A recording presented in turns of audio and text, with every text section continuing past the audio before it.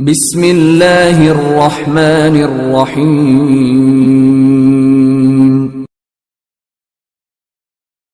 امام بخاری کا نام سنا ہے نا؟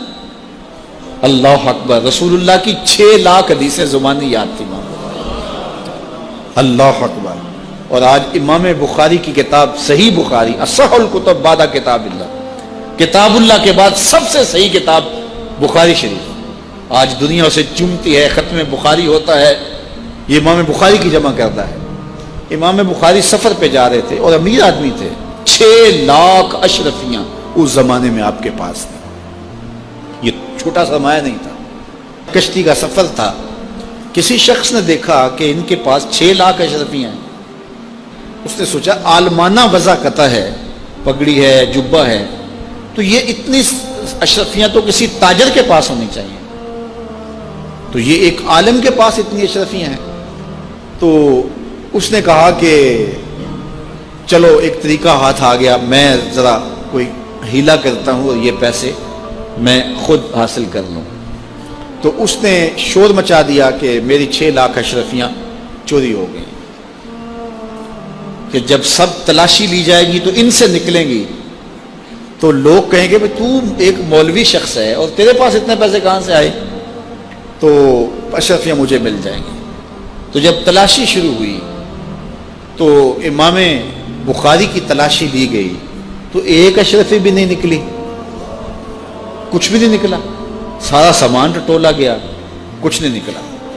خیر چلو، لوگوں نے اس کو کہا تو جھوٹا ہے، تو نے خام خواہ جو ہے وہ ایک مکر کیا ہے۔ وہ بھی بڑا پریشان تھا کہ اشرفیاں میں نے ان کے پاس دیکھی ہیں، گئی کدھر؟ خیر جب جہاز چلنے لگا تو آہستہ آہستہ امام صاحب کے قریب ہو گیا، امام بخاری سے پوچھنے لگا حضرت اشرفیاں تو تھیں آپ کے پاس، تو کدھر گئیں؟ فرمایا جب تم نے الزام لگایا نا، اور مجھے پتا ہے کہ تم نے الزام کیوں لگایا ہے، میری وجہ دیکھ کے تم نے میرے سے ہتھیانا چاہا تھا، تو میں نے چپکے سے وہ اشرفیاں سمندر میں پھینک دی تھی۔ تو کہا حضرت اتنی زیادہ اشرفیاں اور سمندر میں پھینک دیں؟ کہا ہاں۔ کہا کیوں پھینکی؟ تو حضرت امام بخاری فرمانے لگے کہ اگرچہ وہ اشرفیاں میری تھیں، میری ملک تھی، اور تو نے اگرچہ یہ شور کیا تھا لیکن ایسے مجھ سے لے بھی نہیں سکتا تھا، لیکن ہو سکتا تھا کہ کوئی ایسا فیصلہ ہو جاتا اور اشرفیاں تجھے دینا پڑتی، یا کوئی آدھی آدھی کر لیتے یا کچھ ہوتا۔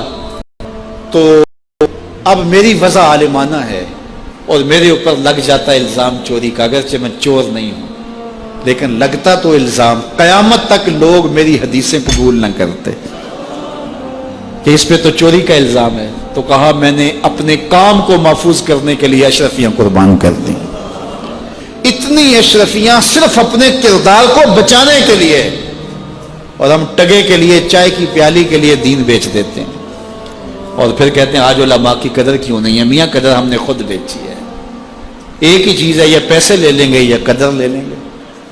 تو یہ ذمہ داری تھی ہماری کہ ہم انتہائی حساسیت کے ساتھ جو ہے اس دور کا ادراک کرتے اور حالات کو سمجھتے، اور جن لوگوں نے حالات کو سمجھ کے قدم اٹھائے ہیں وہ کامیاب اور بامراد ہوئے۔ اس لیے علماء کو بھی بہت زیادہ پھونک پھونک کے قدم رکھنے کی ضرورت ہوتی ہے کہ وہ ایک ایک قدم پھونک کر کے رکھیں۔ اعلیٰ حضرت نے کتنی خوبصورت بات کی تھی اپنے زمانے میں، آپ نے علماء کو جو نصیحتیں کی اس میں ایک نصیحت کی، آپ نے کہا علماء لوگ تمہیں دیکھ کے دین کے قریب ہوتے ہیں اور تمہیں دیکھ کے دور بھی ہو جاتے ہیں۔ کہا کہ اگر تم نے سنن غیر موقدہ کو چھوڑ دیا تو لوگ سنن موقدہ چھوڑ دیں گے، اور اگر تم نے سنن موقدہ کو چھوڑ دیا لوگ واجبات چھوڑ دیں گے، تم نے واجبات چھوڑ دیے تو لوگ فرائض چھوڑ دیں گے، اور اگر تم نے فرائض چھوڑ دیے تو لوگ کہیں دین نہ چھوڑ دیں۔ اور پھر کہا اے طبقہ علماء، تم نے اگر مکروہ تنزیہیہ کا ارتکاب کیا تو لوگ مکروہ تحریمیہ میں پڑ جائیں گے، اور اگر تم نے مکروہ تحریمیہ کا ارتکاب کیا لوگ حرام میں پڑ جائیں گے، تم نے اگر حرام کا ارتکاب کیا تو لوگ کفر میں پڑ جائیں گے۔ اس لیے علماء کو آج کے دور میں نہیں، ہر دور میں اپنے کردار کو بڑا صاف رکھنا۔ یہ اولاد کے ساتھ ہمدردی نہیں ہے، ساری رات اولاد جاگتی رہے اور جب نماز کا وقت آ جائے تو ماں کہتی ہے بیٹے سو جا، اب تو اذان کا وقت ہو گیا، حالانکہ چاہیے تھا کہ اب تو اٹھ جا، اب اذان کا وقت ہو گیا ہے، لیکن ماں اس وقت اگر سلا دے تو کیا یہ گوارا کرتی ہے کہ میرا بیٹا جہنم کی آگ میں جلے؟ ماں اپنی اولاد کو جگائے، اس سے ہمدردی یہ نہیں ہے کہ اب اس کو سونے دے، بیچارہ ساری رات جاگتا رہے۔ ساری رات جاگنے کا اسے حکم کس نے دیا تھا؟ فجر کے وقت جاگنے کا حکم ہے جب رحمت اللہ کی بٹ رہی ہے، تو اس کو بیدار کرے، اس کو جگائے۔ کڑکتی دھوپ ہے، آج کل موسم کتنا گرم ہے، تو اگر بچہ دھوپ پہ کھڑا ہو اور اس کے پاؤں جلس رہے ہوں تو ماں گوارا کرتی ہے، بھاگ کے اچک لے گی بچے کو کہ میں اسے دھوپ سے، تمازت سے، گرمی سے بچا لوں۔ تو کیا حشر کی کڑکتی دھوپ میں بیٹا پسینے میں شرابور ہو اور وہ پسینہ آگ سے بھی زیادہ گرم ہو تو کوئی ماں یہ گوارا کرتی ہے؟ یقیناً نہیں کرتی۔ وہ نہیں کرتی تو اس کو اپنی اولاد کو 5 گانا نماز کا خوگر بنانا ہوگا۔ نماز کی توفیق اللہ سے مانگو۔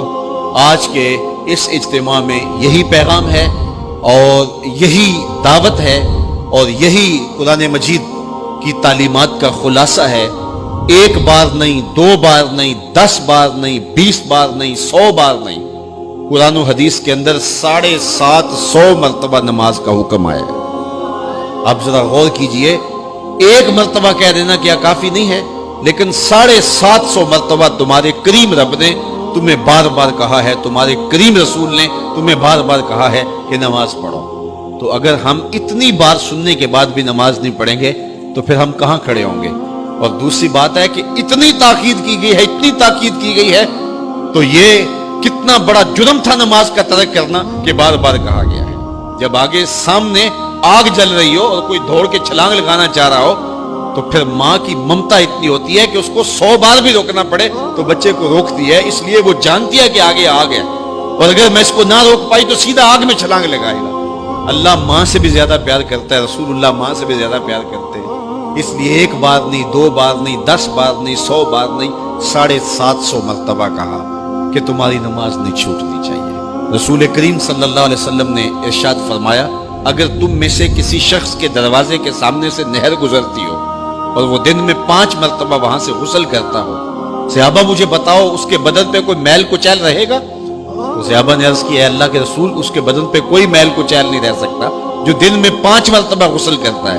فرمایا یہ 5 نمازوں کی مثال ہے، جو 5 نمازیں پڑھتا ہے اس کے بدن پہ گناہوں کا میل نہیں رہتا ہے، اللہ اسے ستھرا کر دیتا ہے، اسے پاک کر دیتا ہے۔ ایک نماز سے لے کر دوسری نماز کا وقت، درمیان میں جتنا وقت ہے اس کے جتنے گناہ ہیں، دوسری نماز ان گناہوں کا کفارہ ہے۔ حضرت سلمان فارسی اور حضرت ابو عثمان سفر پہ جا رہے تھے، پت جھڑ کا موسم تھا، ایک درخت آیا جس کے پتے زرد ہو گئے تھے، تو حضرت سلمان فارسی نے شاخ پکڑی اور جھٹکا دیا، سارے پتے گر گئے۔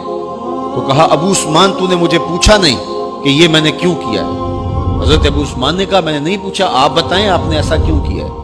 تو حضرت سلمان فارسی کہنے لگے، ایک دن میں رسول اللہ کے ساتھ تھا، سفر پہ تھا، ایسے ہی ایک درخت آیا جس کے پتے زرد ہو چکے تھے، حضور نے شاخ پکڑی، جنبش دی، جھٹکا دیا، پتے گر گئے۔ حضور نے مجھے دیکھا اور کہا، اے سلمان تو نے مجھے پوچھا نہیں کہ میں نے ایسا کیوں کیا ہے؟ تو میں نے کہا، بندہ نواز آپ بتا دیں آپ نے ایسا کیوں فرمایا ہے؟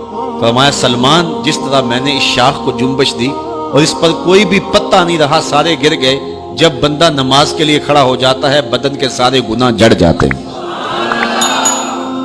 اللہ کی توفیق سے میرا خیال ہے کہ آپ سارے لوگ نمازی ہوں گے، اور میری مائیں بہنیں اور بیٹیاں جو تشریف لائی ہیں انہیں بھی 5 گانا نماز کا شعور اور توفیق نصیب ہوگی۔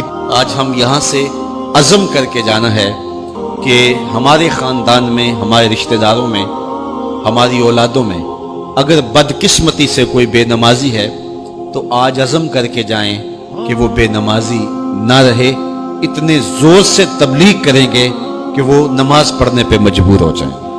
تو سونے سے قبل 5 انگلیاں بھی گن لو اور 5 نمازیں بھی گن لو۔ جو کہا گیا مجھے امید ہے کہ یقیناً یہ آپ کی روحوں تک اترا ہوگا، اور اگر بدقسمتی سے کوئی بے نمازی ہے تو آج کے بعد بے نمازی نہیں رہے گا۔ اور ہم اپنے ماحول میں اپنی اولاد سے اگر پیار کرتے ہیں، حقیقی پیار ہمیں، تو پھر ان کو 5 گانا نماز کا عادی بنانا ہوگا اور ان کی